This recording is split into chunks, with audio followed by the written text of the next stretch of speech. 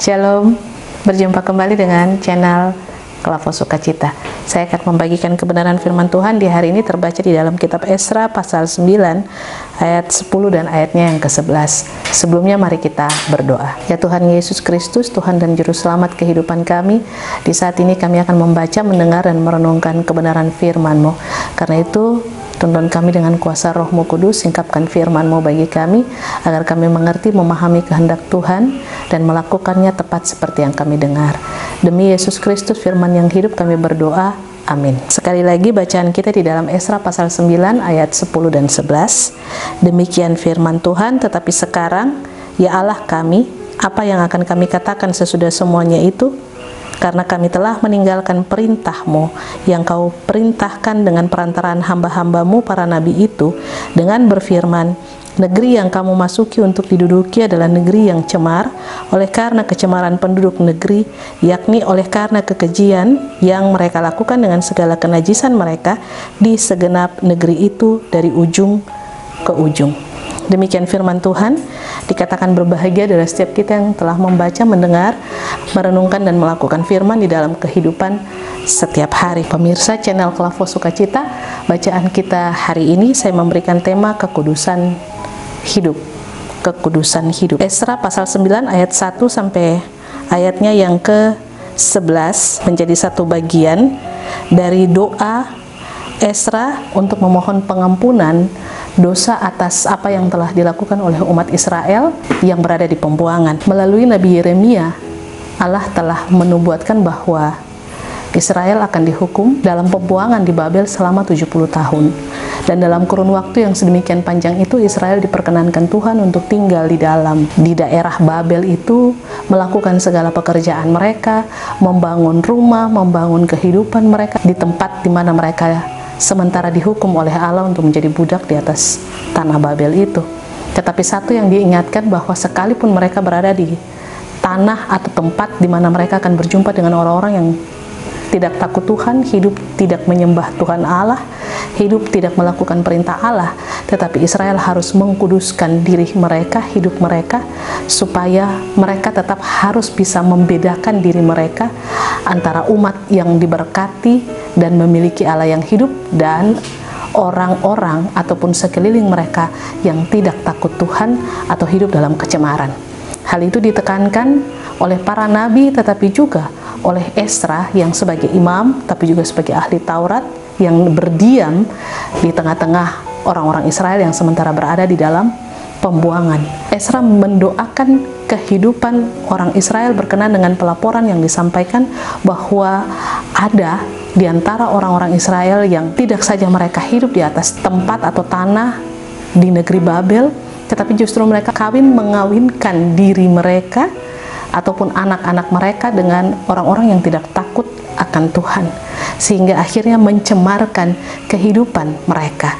Sebab ketika mereka kawin dan mengawinkan anak-anak mereka dengan orang-orang yang tidak takut akan Tuhan atau bangsa-bangsa yang tidak takut akan Tuhan, maka pasti mereka akan melakukan atau membiarkan diri mereka untuk mengikuti Allah-Allah lain, dewa-dewa lain yang disembah oleh pasangan mereka itu. Nah, hal ini yang kemudian disampaikan kepada Esra, sehingga Esra pun ada dalam saat di mana ia mendoakan dan berkabung serta mendoakan bangsa Israel atas segala kecemaran yang telah dilakukan oleh bangsa ini.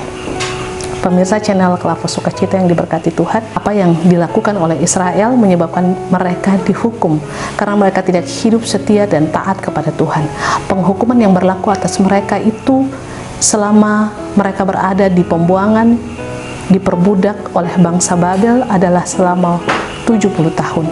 Dan dalam kurun waktu yang sedemikian panjang itu, maka Israel dibentuk, dididik, Israel dijadikan Tuhan supaya mereka mengingat kembali segala sesuatu yang sudah menjadi kelalaian mereka, lalu membaharui dan memperbaiki diri mereka agar mereka terus kedapatan menjadi bangsa yang setia dan taat, bangsa yang senantiasa hidup sesuai dengan perintah dan ketetapan Allah.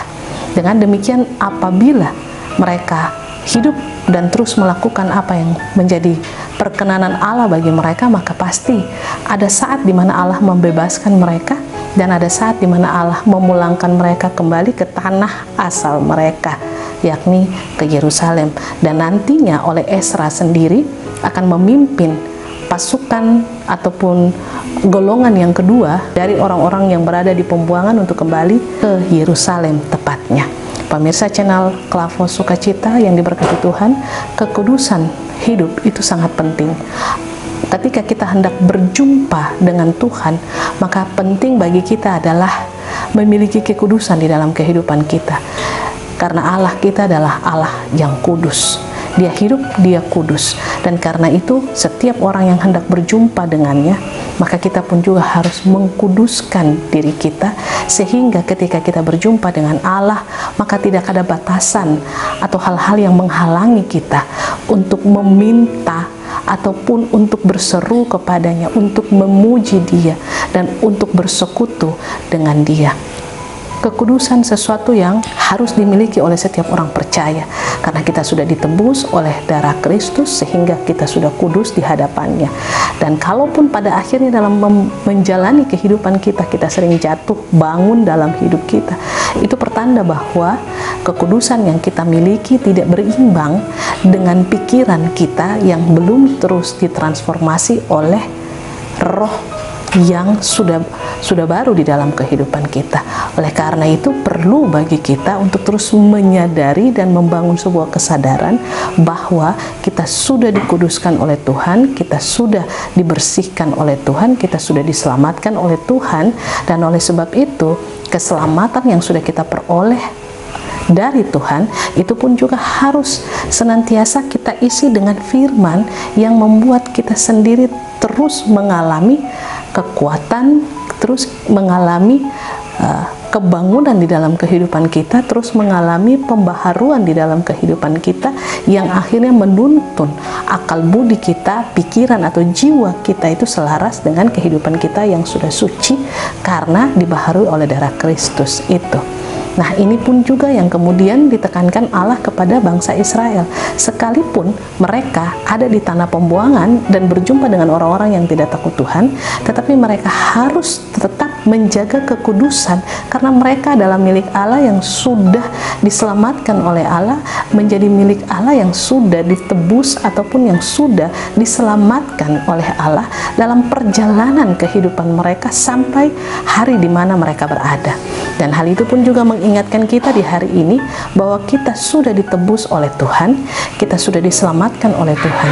Penting bagi kita untuk menjaga kekudusan hidup kita, supaya kita terus selalu kedapatan berkenan di hadapan Tuhan, baik lewat kata dan perbuatan, pikiran dan tingkah laku kita, dalam pekerjaan, pelayanan, tanggung jawab, bahkan rumah tangga kita, di mana saja kita berada dan melangkah. Tuhan memberkati kita melalui firman-Nya. Amin. Mari kita berdoa. Terima kasih Tuhan untuk kasih anugerah dan kebaikan-Mu yang senantiasa Engkau karuniakan bagi kami sampai hari ini. Ajar kami untuk tetap menjaga kekudusan tubuh kami dalam perkataan, dalam perbuatan, pikiran, dan tingkah laku kami, supaya kami tetap terus kedapatan setia dan berkenan di hadapan-Mu. Berkati hidup kami, pekerjaan kami, keluarga kami, berkati setiap orang yang Tuhan percayakan bagi kami untuk kami ada dalam kehidupan dan kebersamaan, baik lewat kerja, usaha, pelayanan, dalam pertemanan kami, dan di dalam tanggung jawab yang kami jalani. Dan biarlah Engkau terus senantiasa menuntun kami dan menunjukkan kepada kami segala hal luar biasa yang Engkau nyatakan dalam hidup ini melalui kami di tengah-tengah dunia ini. Terpujilah nama-Mu Kristus, kini dan selama-lamanya. Amin. Shalom, Tuhan berkati.